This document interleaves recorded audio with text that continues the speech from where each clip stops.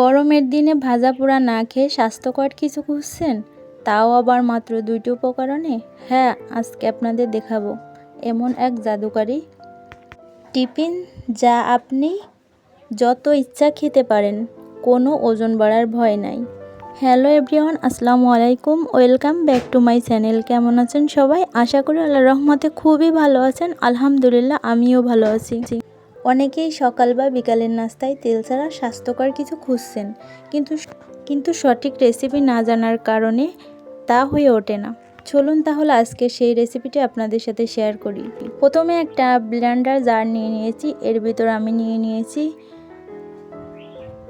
2-3 চামচ পরিমাণ চাউল, আর এই চাউলটা আগে থেকে আমি ভিজিয়ে রেখেছিলাম। আর এর ভিতর দিয়ে দিচ্ছি একটা ডিম। আজকের এই রেসিপিটি তাদের জন্য যারা কম পরিশ্রমে পুষ্টিকর খাবার খেতে চান। এখানে একটা লেবু নিয়ে নিয়েছি, আর লেবুটাকে আমি আমার সাইজ মতো কেটে নিচ্ছি। এটা শুধু স্বাদে অতুলনীয় নয়, বরং তৈরি করাও খুবই সহজ। লেবুটা আমার কেটে নেওয়া হয়েছে এক পাশ থেকে, আর বিচিগুলো ফেলে দিয়ে আমি এই যে চিপে রসটা এর ভিতর দিয়ে দিচ্ছি। একটা ডিম দিয়ে আমি এই চাউলের গুঁড়ার সাথে লেবু রস দিয়ে মিক্সচার করে নিছি। এখানে 2 চামচ পরিমাণ মিল্ক পাউডার নিয়ে নিছি, আর এটাকে সরিয়ে রেখে আমি এখানে নিয়ে নিচ্ছি 2 চামচ পরিমাণ চিনি, আর সাথে নিয়ে নিচ্ছি একটু বেকিং সোডা। আর এবার যেটা করতে হবে, নিয়ে নিচ্ছি একটু লেবুর রসটা ভালোভাবে চিপে আমি এই যে একসাথে দিয়ে দিচ্ছি। আর দেখতে পাচ্ছেন কতটা ফেনা উঠেছে। এটা কিন্তু একটা টিপস আপনাদের সাথে শেয়ার করে দিলাম। যাদের ঘরে বেকিং পাউডার না থাকে তারা এই লেবুর রসের সাথে চিনির সাথে মিক্সার করে এটা আপনারা তৈরি করে নিতে পারেন। কেন এটা সেরা? একদম জিরো অয়েলে কুকিং, তাই হজমে কোনো সমস্যা হয় না। এটাকে সুন্দর করে আমি মিক্সার করে নিচ্ছি। আর যাদের ঘরে ইনো আছে তারা ইনোটা ব্যবহার করতে পারেন। সাথে দিয়ে দিচ্ছি একটু পরিমাণ মতো পানি, আর এটাকে পানি দিয়ে সুন্দর করে মিক্সার করে নিচ্ছি যতক্ষণ পর্যন্ত চিনি আর লেবুর রসটা ভালোভাবে না মিশে যাচ্ছে। রান্নাঘরে থাকা মাত্র 2টি সাধারণ উপাদান দিয়েই তৈরি হচ্ছে এই রেসিপিটা। দেখতে পাচ্ছেন ভালোভাবে মিক্সার করে নেওয়া হয়ে গেছে, কোনো এখানে আর বাকি নেই মিক্সচার করতে। এটাকে আমি এই যে চাউল আর ডিম দিয়ে যে উপাদানগুলো নিয়েছি তার ভিতরে দিয়ে দিলাম। এবার ডিমটাকে ভালোভাবে সুন্দর করে মিক্সচার করে দিচ্ছি। আর এটা ব্লেন্ডারে দিয়ে যখন ব্লেন্ড করে নেব, একেবারে স্মুথ একটা পেস্ট তৈরি হয়ে যাবে। খুব অল্প সময়ে তৈরি করা যায় ব্যস্ততার দিনের আদর্শ। এটি শরীরকে হালকা রাখে এবং গরমের ক্লান্তি দূর করতে দারুণ কার্যকর। এবার কিন্তু আমার সবগুলো ভালোভাবে মিশিয়ে নেওয়া হয়ে গেছে। আর এবার কিন্তু এটা ব্লেন্ড করে আনবো। আর ব্লেন্ড করে নিয়ে আমি চলে আসলাম। দেখেন কতটা স্মুথলিভাবে পেস্টটা তৈরি হয়ে গেছে। আপনারা কি এই পিঠা নাস্তাটি আগে কখনো ট্রাই করছেন? যারা এখনও ট্রাই করেননি, আজই বানিয়ে ফেলুন। রেসিপিটি কেমন লাগলো তা আমাদের কমেন্ট বক্সে জানাতে ভুলবেন না।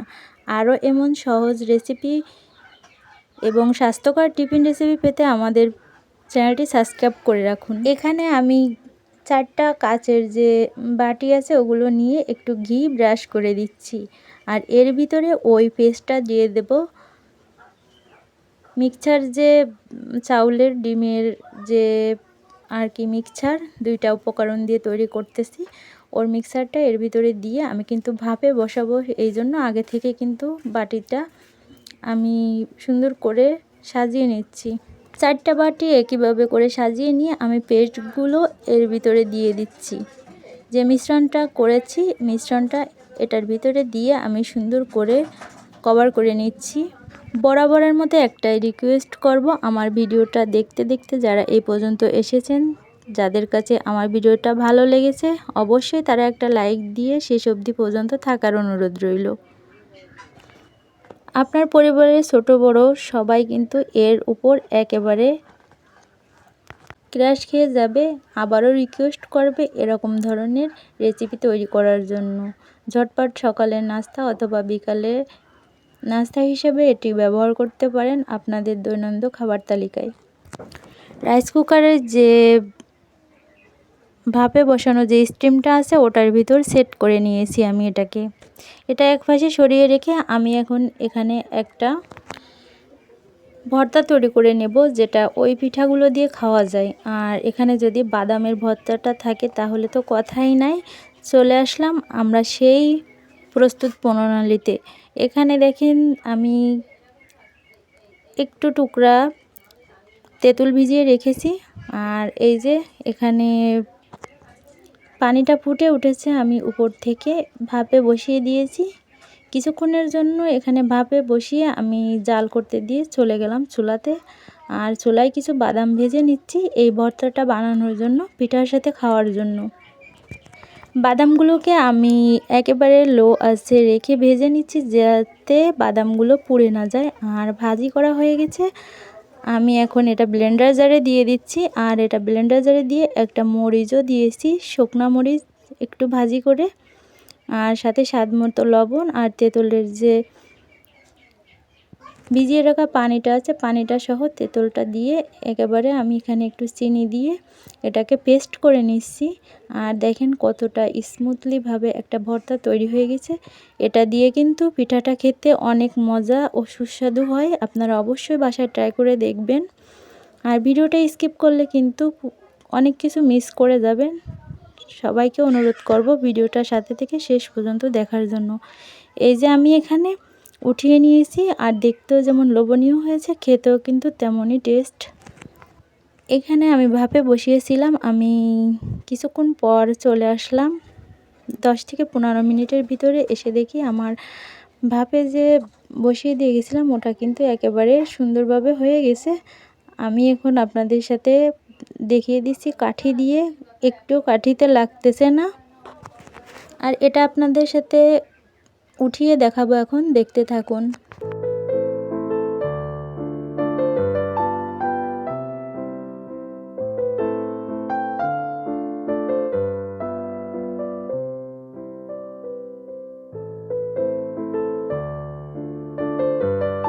কতটা সুন্দরভাবে দেখেন উঠে গেছে, আর ভিতর থেকেও কিন্তু জালিযুক্ত হয়েছে। আর এটা কিন্তু একেবারে ভাপা পিঠার মতো আপনারা নিতে পারেন।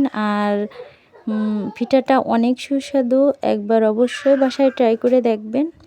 আজকের রেসিপিটা কেমন লাগলো, যদি ভালো লাগে তাহলে অবশ্যই এমন রেসিপি পাওয়ার জন্য আমাকে কমেন্ট করে যাবেন কমেন্ট বক্সে।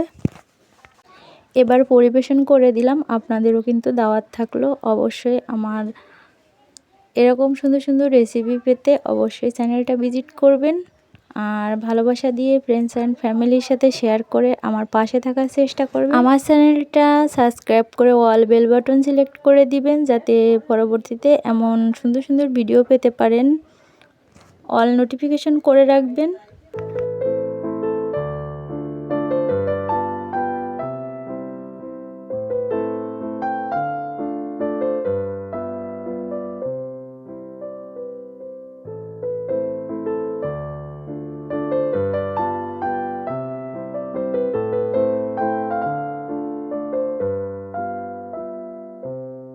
আজকে এ পর্যন্তই। সবাই ভালো থাকেন, সুস্থ থাকেন। আবার নেক্সট আরেকটা ভিডিও নিয়ে আপনাদের মাঝে হাজির হব। ততক্ষণ সবাই ভালোবাসা দিয়ে পাশে থাকবেন।